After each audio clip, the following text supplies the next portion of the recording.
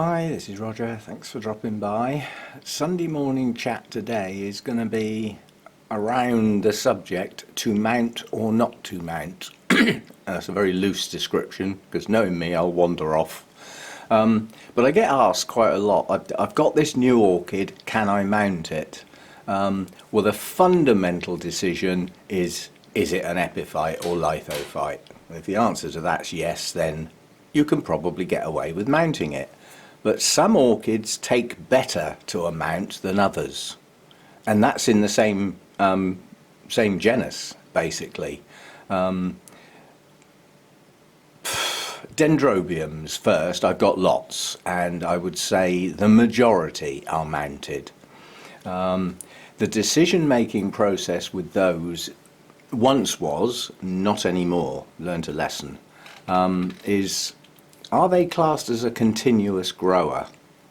Well, now that I've looked into this in a bit more detail, more recent information, there isn't really such a thing as a continuous grower in here, in my environment, and the reason is my temperatures drop down low in winter. And in winter, generally speaking, as far as the dendrobiums are concerned, they're not growing. Yeah? Well, if they're not growing, well, they're not going to need virtually any food and very little water. And that will apply if the temperatures are low.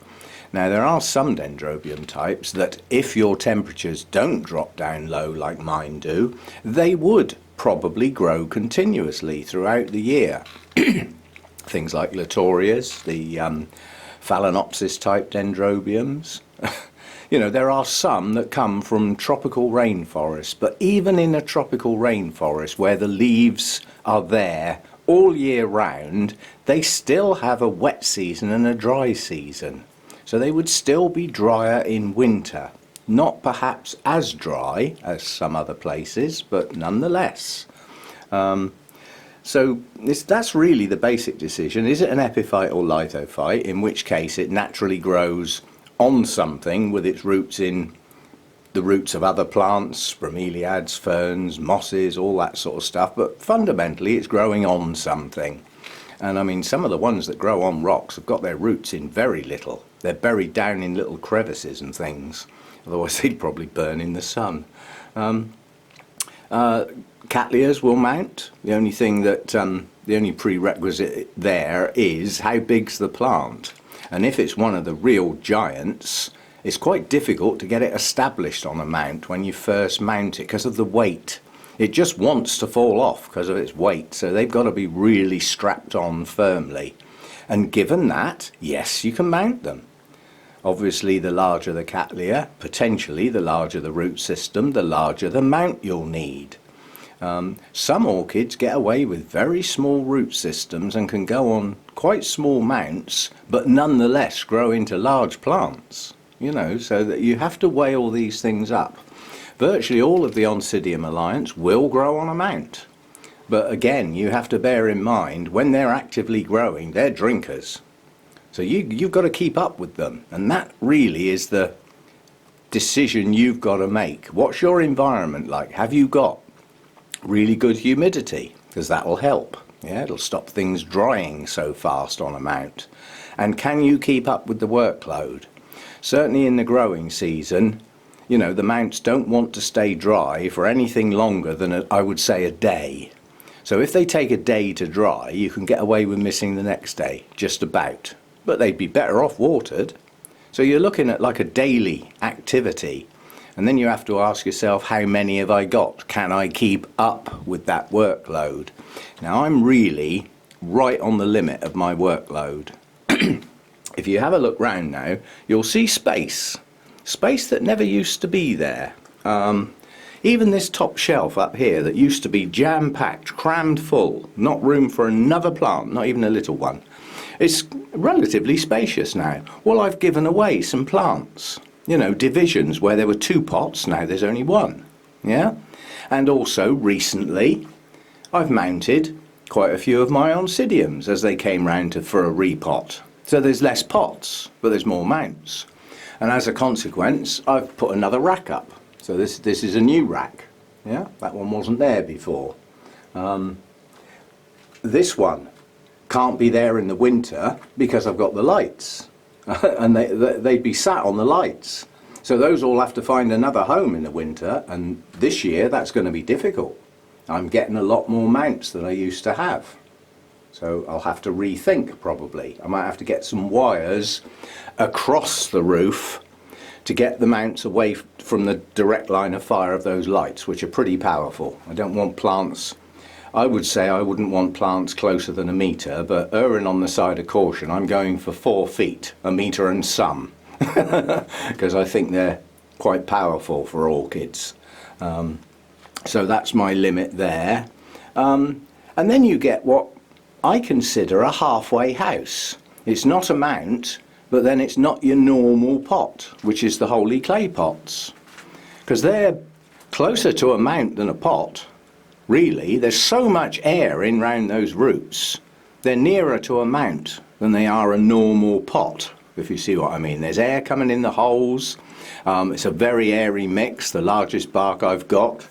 So they're like a halfway house really, and certainly for the Cattleyas, it's those types of pots seem to suit those really well. You know, their roots do well in that environment.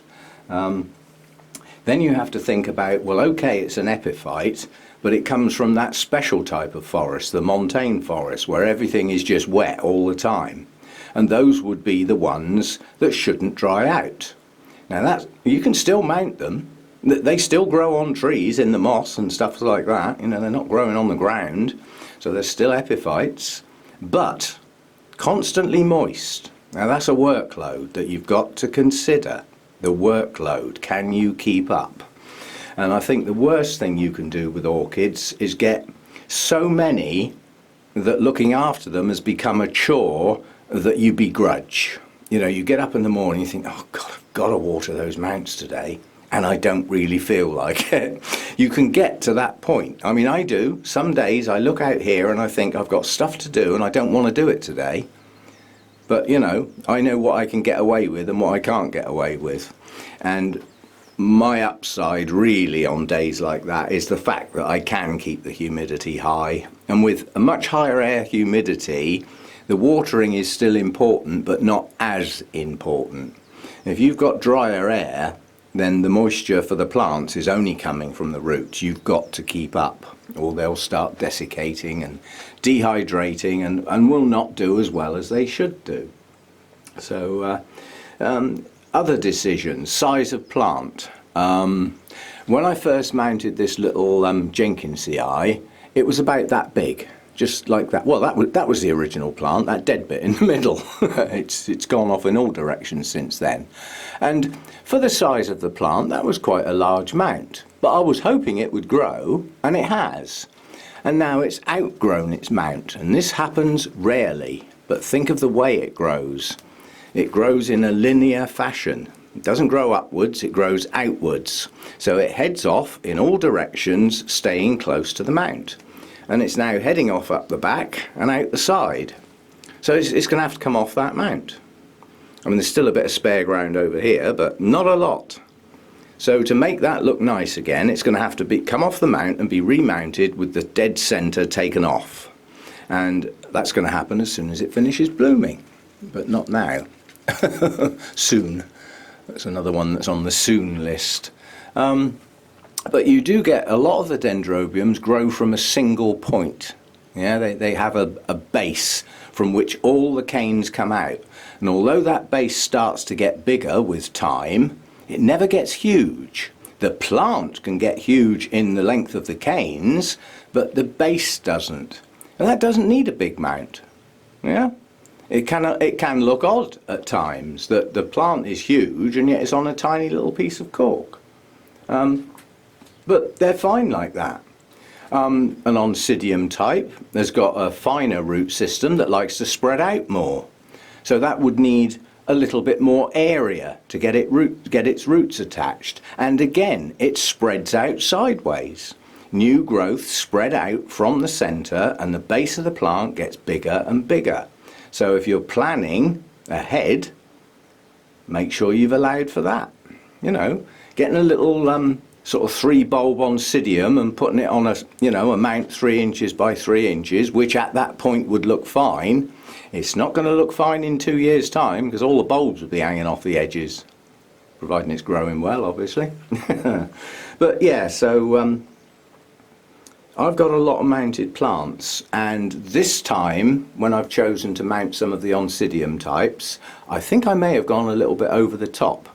It came to pass that I was watering my normal pots, and I've been doing that many years, obviously not very often in the winter, much more frequently in the growing season, and I know roughly how long it takes. And the other day I finished and I thought, I must have missed some.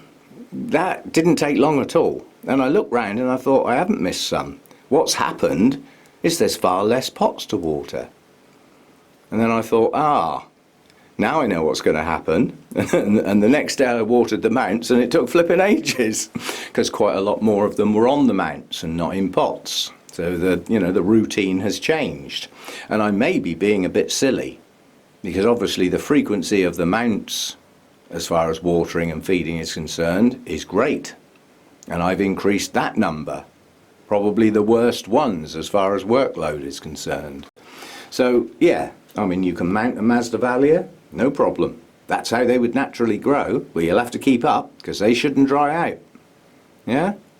So this is the thing. It's, yes, they can be mounted, but can you keep up with the plants? And also, had a little bit of fun on the Facebook group. I put up what genera do you grow? Just because I was interested to see what people grow and how many people have gone for the more obscure things that I can't even pronounce and things like that. And there was an ulterior motive there as well, because I was thinking to myself, yeah, I bet people are going to put the list up and then look at somebody else's list and think, oh, actually, I've got one of them. Oh, I forgot so-and-so. And it just goes to show that you can own an orchid and forget all about it. I mean, I did my list from my notes and I still missed one. I missed my poor old Sarcochilus. Now, okay, I've only got one, but I've got one. I completely forgot that one. I skipped past it when I went down my notes. But yeah, you can lose track, especially if you go to shows, you know, or to nurseries and you think, oh, pretty blooms, I'll have that, I'll have that, I'll have that. And after a while, you know, if somebody stopped you in the street and said, tell me what orchids you've got, you wouldn't recall. So keep some notes. Keep a list of what you've got, what it's called, when you got it, and when it was last repotted, bare minimum. I mean, I keep a lot more notes than that about my orchids, but for me, the important things to me are date of purchase and where I got it from. You know, was it just a random internet purchase? Was it from a specific nursery? Was it from a friend? You know, I keep that detail because I like to. And then date repotted and what it went in. You know, was it mounted? Was it potted? Was it potted in large bark? Was it in a holy clay pot? So I keep a note about when it was repotted, and most important is the date. Because when you've got a lot, you will forget when something was repotted.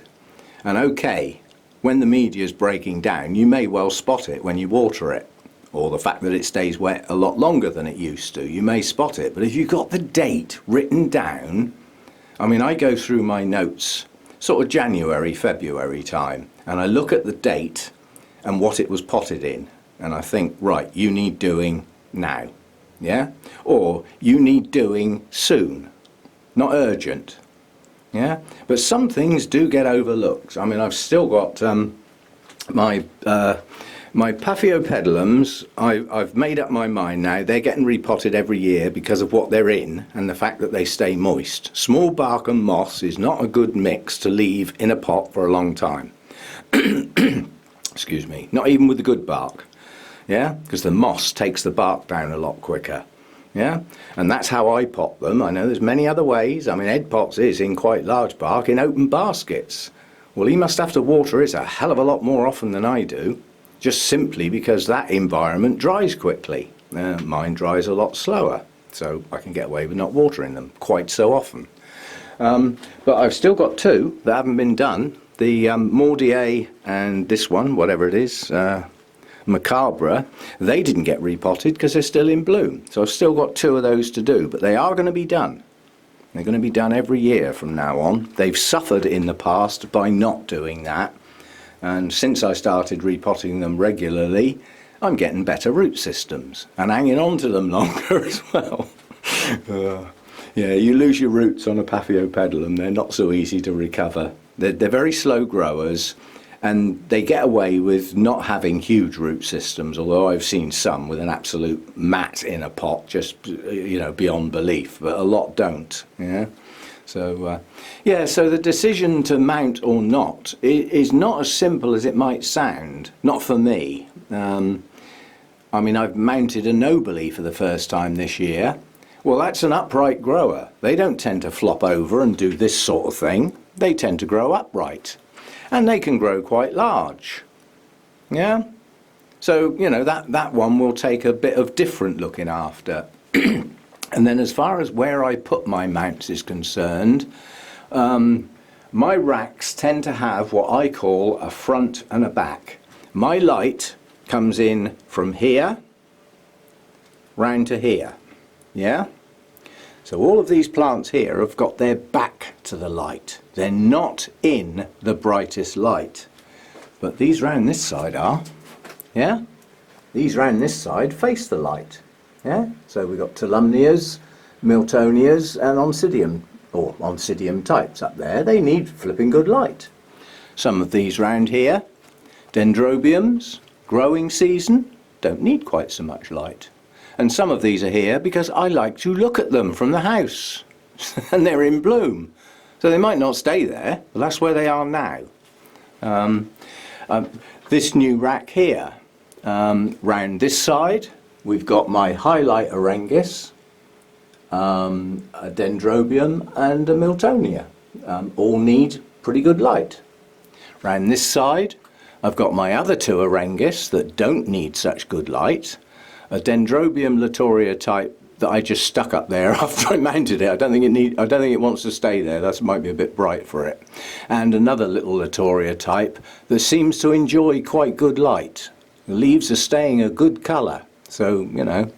And then up there, my Polybulbon, again some Latorias, a couple of Oncidium types facing this way. Round the other side, which is closer to the bright light, are Cattleyas. Yeah? So even on a rack where you're putting mounts on both sides, there'll be a brighter side and a not so bright side. That's just the way of the world. These Tolumnias shouldn't be here. This isn't good light down here, but these are all in bloom. Or this one isn't on the end, but I can't actually hang it anymore because the spikes are so long. The spikes are 2 foot long now. Now I haven't got a rack that would allow me to hang that without those bumping against the roof. So these are here because they're in bloom. Oh, you'll like this. This is a beautiful Tolumnia. Yeah? So is this. Let's follow that down, shall we? They're on the same plant. That much difference. These are just opening here, yeah, and these have been open a while. So and this one is struggling to open. This is nearly black, this one, with a lovely yellow patterning, but the blooms are not opening clean for whatever reason unknown. But it is a struggling plant. That was one of my rescue ones, so maybe it just isn't getting enough hydration up that spike because it hasn't got a very good root system. So it does vary. Can I show you this? I'd have to put the camera on the tripod, wouldn't I? My lovely new Miltoniopsis, there's a problem. When I got them, they're all from the Eric Young Foundation, as I said. They all look like splendid plants. And I was reliably told, query, that they're in rock wool. So you sort of, you know, that information came from somebody I would trust, so I'm sort of okay with that. Which one was it? Now that one's okay. It wasn't that one. Which one was it? Anyway, to sell, they were all put in a larger black pot. Yeah, so that's not the pot they're in. And that was also to stop them falling over. They are quite top heavy, especially with blooms that size. Yeah, there's a lot of weight. They are inside in much smaller pots, as you can see. Now I don't want to put this down, but one of these pots I picked up yesterday, and inside a small pot like that was yet another pot even smaller. And I lifted the plant out and I was not happy with the root system at all. So all three of those new plants now become what I would call an emergency check. I need to get them out in the kitchen, lift them out of their pots and take a good look at the root system. The one that I lifted out of that tiny pot had all the hallmarks of root burn to me. So maybe somebody's thrown a bit too much fertilizer on it, especially if it was dry at the time. That's when root burn can occur at its worst. A dry root system with a feed that's too strong, that'll burn them. Yeah. Now if the pot was already quite moist and the same strength feed went in, that feed would get dispersed amongst the moisture that's already there, so its strength would be reduced, possibly enough to not burn. But that particular one, whichever one it was, had the hallmarks of root burn. And these are sensitive roots and not that easy to recover from if you lose them. So I've got to get at these plants now, despite their blooming. And this basket lava rock plants, I actually got to the back door and I was actually going to throw it at the hedge in disgust. My fault. But basically the hook had gradually straightened. Yeah? This lovely Miltoniopsis at the time was on the floor. I put that there and it fell straight off on the plant. Broke a flower spike completely. Luckily there's plenty more. And did some damage. Not a lot. This sort of damage. This is crushed damage. And I think I've just about got away with that spike. You can see the damage to the buds and the damage to the leaf. I'm surprised I got away with that. That's a heavy basket. It's full of lava rock and I just watered it. It was soaking wet. So I think I got off lightly. But yeah, these need looking into. You can see those roots around the top of the pot are not happy. So I've got it. But there are signs of new ones. And those are new ones on an old bulb. So these plants have got strength in them. You know, I mean, other Miltoniopsis that I've got, I've taken them out of the pot, they had lousy root systems. And in addition to that, they were small, immature plants. And as I've said before, Miltoniopsis are fussy. All it is they stress easy. They don't like anything that's not quite right. So if the humidity's too low, it's a form of stress. If the light's too bright, it's a form of stress. If it's too warm, it's a form of stress. Media breaking down or unsuitable, a form of stress. And any one of those on a mature plant, it'll probably put up with for a while. Yeah, put two of those types of stress together and your plant's going to start going down. They're just fussy. All it is they have a narrow comfort zone. Whereas you get, like, you know, a store-bought Phalaenopsis, you know, a mass-produced hybrid, its tolerance level is huge. So it has a really wide comfort zone. It will put up with being a bit too cold or a bit too warm or the air a bit too dry. It'll put up with being dry for a while. It'll put up with a lot. These won't. That's all it is. They're not difficult. They just don't like getting out of their comfort zone. But these are three good plants. This plant is the lesser of the three. When I put the pictures on the Facebook group of my new plants, I didn't actually take a picture of this one because the only blooms that were open at the time were these old ones. Yeah, so these are old and tired. These are fading, but I'm now getting two new ones opening. So I can get a picture of that. I mean, I need a picture for my records anyway. But I was lucky with these because the blooms that were open were fine, and some more have opened since, so that's nice. Same on this one. You know, I had this one damaged bloom up here. Well, since then, these two have opened. They're nice, clean, fresh, yeah. Still got more to come. Boy, are they big. Yeah. Anyway, so, you know, choosing to mount an orchid is not quite as obvious as it sounds. If it's an epiphyte or a lithophyte, the simple answer is yes, it can be mounted. But you have to question, can I then look after it on a mount? Am I going to be okay? You know, and if not, well, then you might be better off in a pot where, you know, your roots are going to stay moist that much longer, your watering frequency will be less. And if that's how you work with your orchids, that's fine. Personally, I like the look of mounted orchids. I like all this lot up in the roof hanging down. It gives me like a jungle feel, you know, like a rainforest feel with the plants hanging down.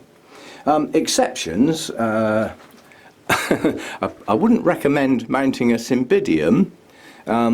There are a few epiphytic cymbidiums and a few lithophytes in the species, but most people that will have cymbidiums, they're going to be hybrids, they're going to be terrestrials. They need to go in a deep pot, get their root run nice and deep, and they'll be happy. My Disas, I wouldn't dream of trying to mount those. Those are bog orchids, really. They're often found growing with their roots in running water coming down off the mountain. So it's freezing cold water that's just come down from high up, melted snow and that sort of stuff. And they're often growing with their roots actually in that water, yeah, and the plant's just sticking up out the top. So I wouldn't mount those. What else have I got that I wouldn't mount? There's something else niggling me. Never mind, but yeah, they're, you know, and some plants, it's a choice, you know, you've had it in a pot a while, it doesn't seem to be doing as well as it should, well, try it on a mount. And if you've tried one on a mount for some time and it just doesn't seem to want to grow very well, then perhaps try it in a pot. You know, I always say, if something's not working that well or as well as it should be, well, change something. Don't keep, you know, don't keep doing the same thing over and over if the plant's not doing well. Try something else. But try changing one thing at a time, not lots. Otherwise you might overdo it. And just to end up, my Psychopsis is growing a bud. That isn't an because what happened was it died back. So this spike that had been in bloom since I got the plant on and off, which is probably about 5 years now, has finally dried up. It did that in the house when I brought it in for the winter to keep it warm, and lost my spike. But it's branched, and that isn't a spike extension, it is a new bud forming. So we will get a bloom on that down the line. And the new growth on it actually has quite a nice leaf, and boy does that need repotting. I don't know, that's a nervous one. They are renowned for disliking root disturbance of any kind. Is there a right time? I don't know. Probably when you see new roots coming off new growths. But the way that's potted, I can't even see the flipping roots. So I'm just going to have to take the risk. It's been in that pot too long. And to get the roots going, I put some large bark in the bottom for drainage and planted the base of the plant in pure moss. I think there might have been a bit of large perlite in there, I'm not sure. And it's been in there a while now. That moss is going if it's not already gone. So it's got to come out. It's got to come out. I'm dreading it, but it's got to be done.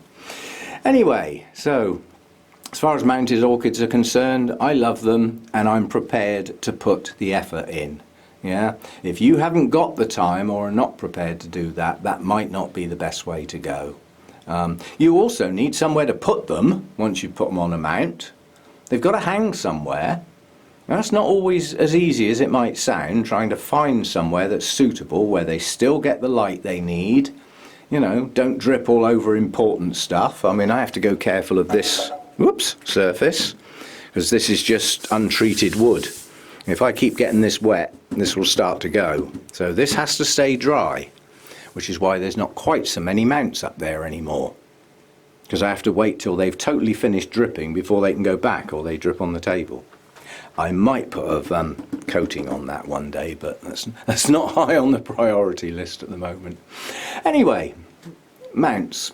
Love them or hate them, need them, want them, can't be doing with them, all those things. But these are the choices.